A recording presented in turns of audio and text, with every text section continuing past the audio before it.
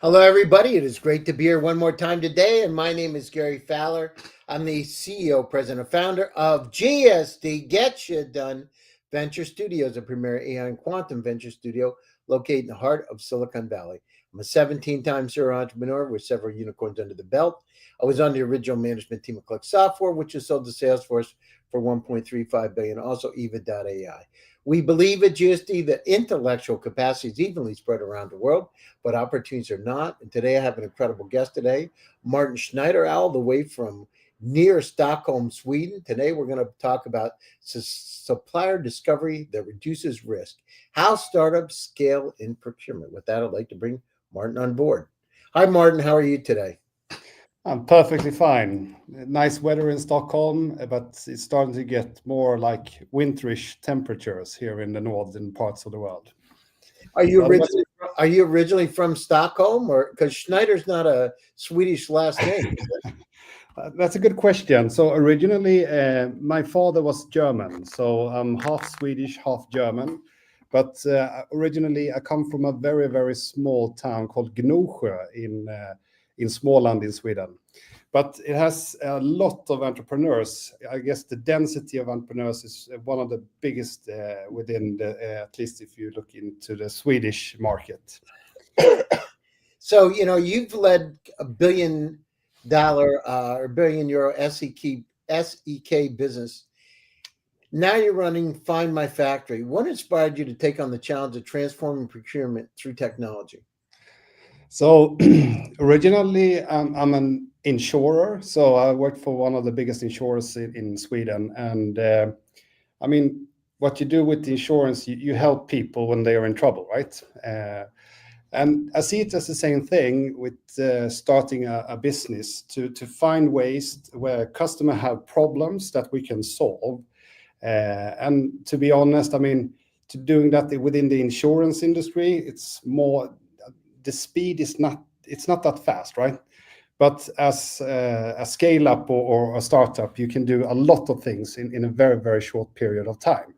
So that really inspired me, and I thank my best friend that he took me on this journey to start up Find My Factory. So, procurement and sourcing aren't always considered sexy topics, right? And they're mission critical, but yet they're mission critical. So, Yeah. why do you think startups and enterprises alike should care more about the supplier discovery? So I think we could start, I mean, to aggregate it a bit. I mean, today we have a lot of problem looking into, let's take a topic of geopolitics. I mean, for 20 years ago, globalization was more or less about finding a supplier where it's the cheapest, right? And nowadays, I mean, there's a lot of tension, especially, I mean, you can see it from the US, between US and China. And also you can see, I mean, we have war in Ukraine and other parts of the world. So I think that the world has woken up. I don't think it's too late, but they've woken up to a different kind of supply chain. So they need to adapt and they need to understand how to adapt. They are still sitting in very, very old basic systems. And I mean, they're working basically in Excel spreadsheets. So having that said, you need to redefine how to source or to do a supplier discovery or whatever you would like to do within the supply chain. And that comes with, I mean, an even bigger task to manage risk. Something I did before when I was as an insurer. Then you only manage risk, right? But that is a very, very hot topic within the supply chain right now. So I think that answers the question, maybe. That's great. So, you look at it when companies look for new suppliers, what are the biggest risks they typically face? So when they're going into it, I mean, and they don't know what they don't know sometimes, right? No. So what is it? So first of all, I mean, there are many of the ones who are buying are relying, I mean, like 80% comes from one supplier. And that in itself is a big risk. And then you can add another thing. Where are they located? How do they transport things? do they have the right terms and conditions for their staff? And on top of that, we are driving a more sustainable agenda. So I mean, or put all those things together, and then you have not a good soup, so to speak. So they are looking at different kinds of things as a risk perspective, but still, there are the most common one is where they're located, and do they have one of these suppliers only? That's the first risk, and then they need to understand, okay, what's happening around them. And then, of course, as you said, Gary, I mean, there are several things that could happen, and then you just need models to figure out what's the probability for those things to happen, basically. You know, what's the difference between traditional supplier vetting and using an AI-driven autonomous approach? I mean, obviously, there, people can imagine, but what are some of the stark differences? Speed, right? Yeah.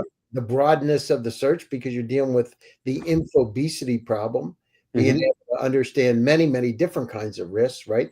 And and uh, and maybe being able to keep your margins within a certain level because you manage the risks a lot better. Yeah. So starting off, I mean, if we start by looking at the margins, so if you, let's say that you're a procurement staff, you have a number of suppliers today.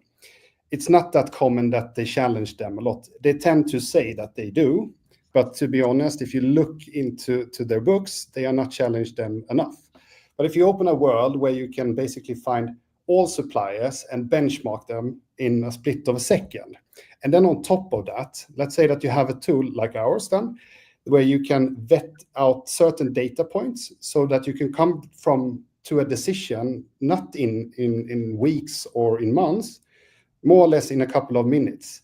And then that is very powerful. And of course, then you can also find all kinds of shady stuff around the companies that you didn't even know, whether there was a lawsuit or there was some employee not treating well, or whatever it could be. So that is basically the future, I would say. And now, since this year is the year of AI agents, you can use agents to do that task, but to use them in a very structured way within the supply chain is extremely powerful, at least if you ask our customers. You know, one of the things, Mark, just to step back for a second, we have a number of companies from the Nordics. We have companies from Norway, Sweden. We have companies from Denmark, Germany. But one of the things they tell us a lot is that the valuations are a lot less, especially in Germany. It takes a whole lot longer to get things through. We have some of the German family offices that help us, right? That are judges for competitions, and they're slow, right? Sweden's a little bit different because it's a little bit more flexible, and the people are more worldly, and just in my opinion, right, because of the multiple language capabilities, etc. But how do you go down through and take a company from Sweden and take it global, right? Because the valuations aren't there. They're like a third of what they are in Silicon Valley, right? And when I talk to the Swedish companies that come over there, I hear it a lot. It's amazing, actually, because some of the brightest people in the world are there, but it's like having a Ferrari in the garage. Yeah, but still, when you have a Ferrari in the garage and you know how to drive it, it's, I wouldn't say the valuation is one part of it. Of course, I don't steer our company in any of that direction. Of course, that's important for the steering, but to be very truthful, I mean, it's about customer expectations and deliver on what's promised. And if you can do that, you can always go out to a broader market. But the difficulties here are to get the American, I mean, investors to get their eyes on us. And this is one way to do it, and there are several other ways. But as long as you deliver on what's promised and create customer value, you will always get a better, I mean, valuation, but of course, then also a better revenue stream. And then it's not that hard to grow, to be honest. You know, I've been doing this for 40 years. I've done 17 companies and a couple of unicorns. And I've been through it many times, and I've lived in a whole lot of different places, including Russia. I lived in Moscow for 12 Really? years. Yeah. and it started the ecosystem there. The Startup Academy at Skolkovo, et cetera, left in 2014 when things started to get a little sideways, right, because of Ukraine, and came back over the US. And one of the things, every time I've gone back from UK, from Germany, back over to the US, the one thing I see is that people get it, right? Because they're building companies like yours, and they're from all over the world. They're from Africa, they're from Indonesia, they're from Malaysia, they're from Slovenia and Slovakia, they're from places like Estonia, right? And it's interesting because I see it every time. And every time that I think that things are going to be dispersed globally, what happens is I come, like this week, I'll be at Berkeley, right? I'm doing a Berkeley competition as a judge, and I'm at one of the VCs, and there's companies from all over the world. They're biotech companies from everywhere, right? They come there. And it's just interesting. It's every time you think you have the answer, you know that you don't. And you're right about winning the race, but it's not just about one driver. It's about a whole team and having the sponsors to support you, right? You can't win the race unless you got somebody like Ecclestone behind you, right, to support you. But it just doesn't work like that. You need cheerleaders. And I hear that too. And it's very, very interesting, right? And the more you know, the more you don't know. Anyhow, it's interesting for me. And I wanted to, one of the things I want to talk about is computer procurement might feel like a big company problem. Why should startups and scaling companies think strategically about procurement early on, Martin? So, I mean, it's all about, I mean, nowadays it's about transparency and data, and of course, risk and resilience. So, I mean, looking into what startups today can do and what they could do in the past, today there's more accessibility of data, and there are better ways to structure the data. And when you have that, at least in my mind, then you have some kind of gold that you can harvest on. But the gold doesn't come out because you need to understand how to present the data, how to use it, why is it important for X, Y set of the users. But once you figure that out, then you can build an extremely good user experience. And on top of that, also a very, very progressive and fast growing company where the customers are basically blown away because what they are used to is Stone Age in my mind. I mean, they are sitting with old systems, they are sitting with old spreadsheets, and they don't really know what to do with it. So they are relying on the ways they've always been doing it, like change always is. But once you have shown them how they could do it, then a new world opens. The only problem is, I mean, humanity itself, because you need change. Because if you have been doing something for 20 years in one way, then it's hard to change that. And that's what we experience every day. So they can say that this is the best thing I ever had in my hands. I still don't know how to really use it. And being like a SaaS company with, or an AI SaaS company, we don't have consultants running around at big enterprise companies. No, we do that in a digital way. So we need to find new ways to get it humanized and get it out there. I don't know if that answers your question, but it's a very, very good area to start to, at least.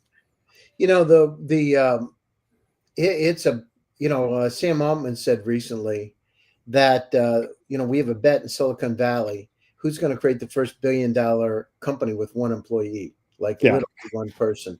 And I see it coming. I've been working in the AI for 29 years in the Valley. In fact, one of the first generative AI companies when I started is called Findo in 2016, 3 years before OpenAI, pre-transformer models. And when we built that company, we looked at them, we said, the challenge is data, right? Doesn't matter if you're insurance.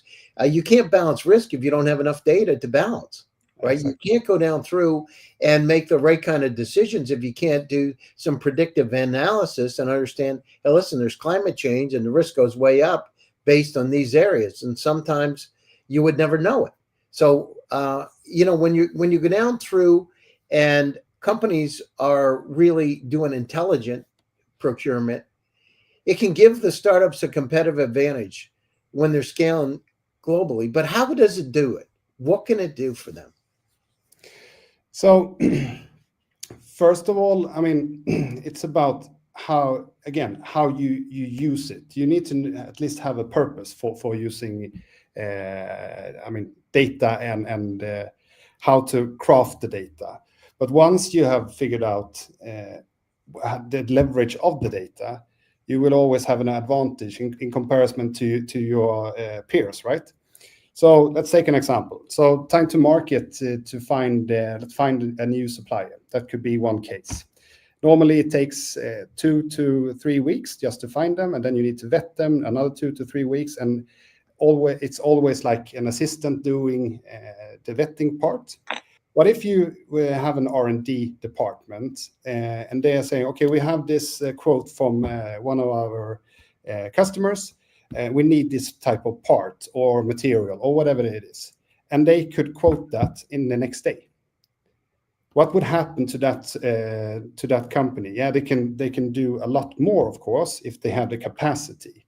So it's just about understanding what are the basis points for the data, and then use that as a leverage until it becomes a commodity. Because when everybody has the same things in their hands, then it's a different part. But then the data will be even better, even more structured. And I think that we are going through a totally revolution around how data will be structured with AI. And I mean, the accessibility is massive. I mean, there are a lot of data out there that you can use. You know, I had a meeting last week with an extremely large insurance company, Mm-hmm. and dealing with their top executives. And I was talking to them about artificial intelligence, and they didn't know what the possibilities are, right? Really? Because it's so, yeah, absolutely. They This didn't can't know. be, this has to be a joke, right? I wish. No, but you know, and I see it a lot because I'm doing speaking engagements all over the world all the time. And there's different levels, right? We're using multi-agent, multimodal large language models, and we're having them do their own prompting. So we're you know, and many times we're a year and a half above the competition. And that's in terms of my own research group in GSD. So we have some things out there, but when you get 14 of them working as a team to be able to solve very complex problems, when you got one of them that's 1,000 times faster in math than ChatGPT, and they started, and I've been doing that for 3 years, by the way. So Yeah. 3 years we work on multi-agent models, and you start doing that. That even ups the game a lot further, because what it does is they start reducing the amount of hallucinations, right? Mm-hmm. They start coming back, because the last thing you want to do in an insurance company is have some hallucination come out that is nonsensical to get somebody in trouble, Yeah. right? So that, and how do you address that, by the way? There are times, Martin, with some of these language models, they hallucinate. And Yeah. even if you do have guardrails up, it may be something that's not good for the company, right? Or dangerous. How do you watch for that? And what do you So, do?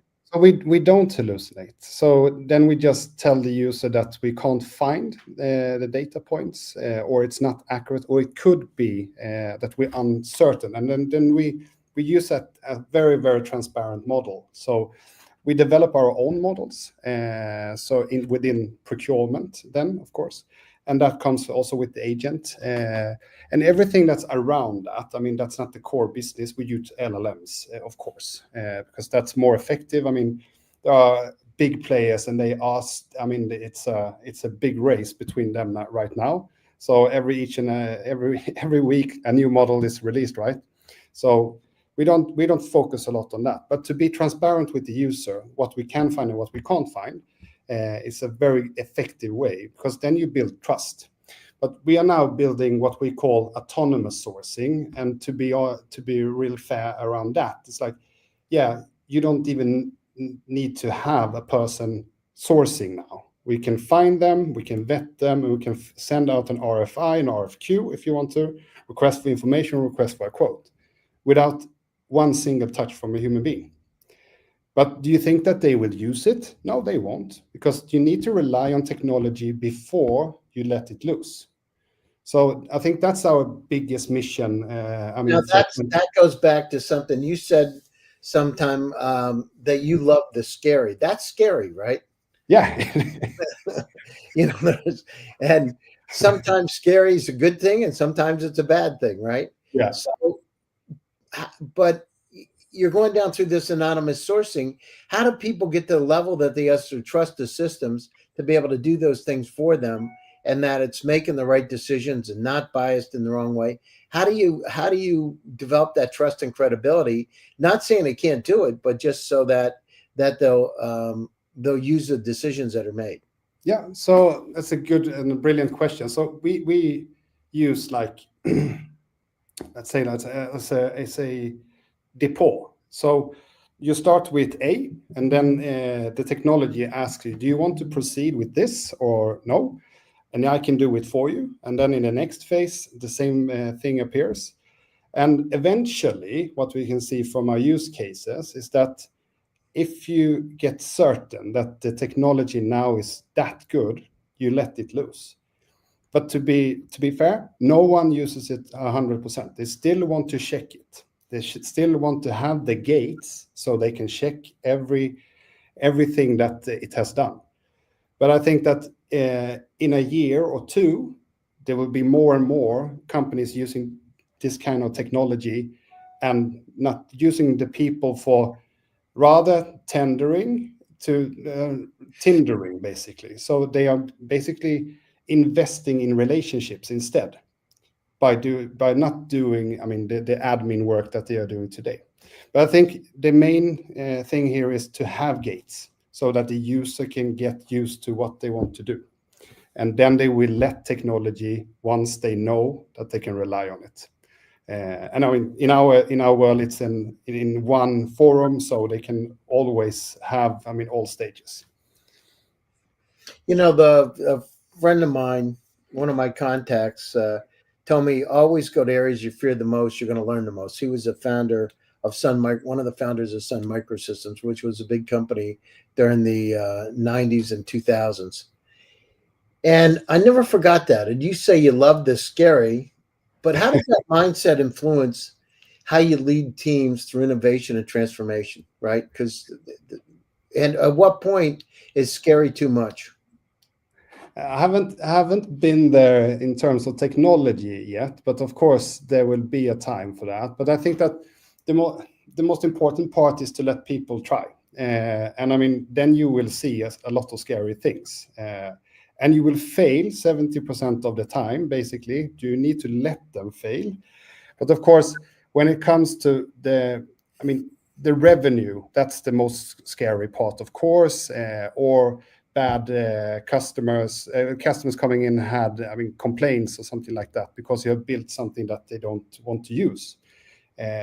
For me, that's more scary. So you need to understand, okay, what does the customer need, and to try to push the agenda, but rather than just building what they want to, because I don't think that everyone has the vision to see what would be next.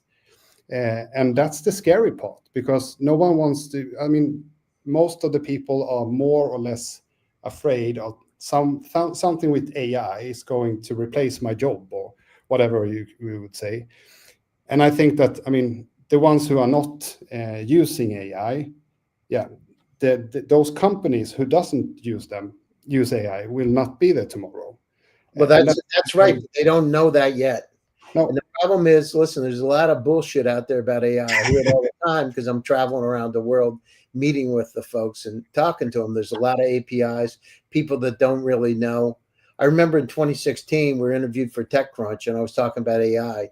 So David Yang, my partner, and we were talking about it then, and people didn't get it, right? no, And I had told them since for 29 years I've been working in expert systems a long, long time ago, and I'm a psychologist too, so I took it from that perspective. And I said, "This is not if it's going to come. You understand it's coming. It's yeah, coming, and if you don't embrace it, nothing good's going to happen. And if we build empathy and compassion in these models, these multi-agent models, this was a few years ago, it's going to change things. It'll be like your grandmother that loves you and cares about you if we build them that way. If we yeah, build pragmatic systems, nothing good's going to happen, right? no. So you start look at how we treat each other, and you build it like us. Maybe that's not a good thing. Figure out how we can make it optimal, right, to be able to help us. And so, if you're going down through this journey, Martin, so what's next for you? And then closing thoughts. We're coming up to the top of the show. So what's next for you and the company, and what are your closing thoughts? So next for us, I mean, we are working on that agenda, and again, that is the autonomous sourcing part. So we will invest heavily in that type of technology, and I think it will cover at least a year from now. And then, of course, we have, together with our customers, developed a lot of topics that we could address. The question is just, okay, what's the most burning? I mean, in terms of burning platform, what do they need the most? But I think that if we make it really, really good, and we set that agenda for autonomous sourcing, I think that would be a big revolution for the whole supply discovery and for procurement teams worldwide. No one has seen it. It's like Jesus. Everybody heard of it, but no one has seen it. But we will make it happen. No, that's great. And then closing thoughts, and how do people get a hold of you? Yeah, I think that what we are doing within the supply chain area is it's extremely useful for all companies out there. I mean, if you're struggling every day by how do I vet companies, how do I find suppliers, and how do I benchmark my own, then I would really consider to get in contact with Find My Factory, of course. And of course, in another perspective, I mean, embrace speed and what startups can give you. Try to trust them, because there are a lot of people doing very good things out there. You just need to embrace the technology and be a part of a new generation. That's great. And how do people get a hold of you? What's the best way? Email, LinkedIn? Yeah, LinkedIn is the best way. And if you want to talk to me directly, just give me a call. If I don't answer, I'm in a meeting, so then I'll call you back. All right, sounds great. Well, Martin, thanks for taking time out of your busy schedule to join us today. And thanks to all my audience for joining one more time. GSD presents Top Global Startups. My name is Gary Fowler, and I'm your host. Stay happy, stay safe, and stay healthy. And we'll be back to you again soon with another exciting edition. Thanks, everybody. Take care, and I'll talk to you in a little bit, Martin. Thank you. Thank you.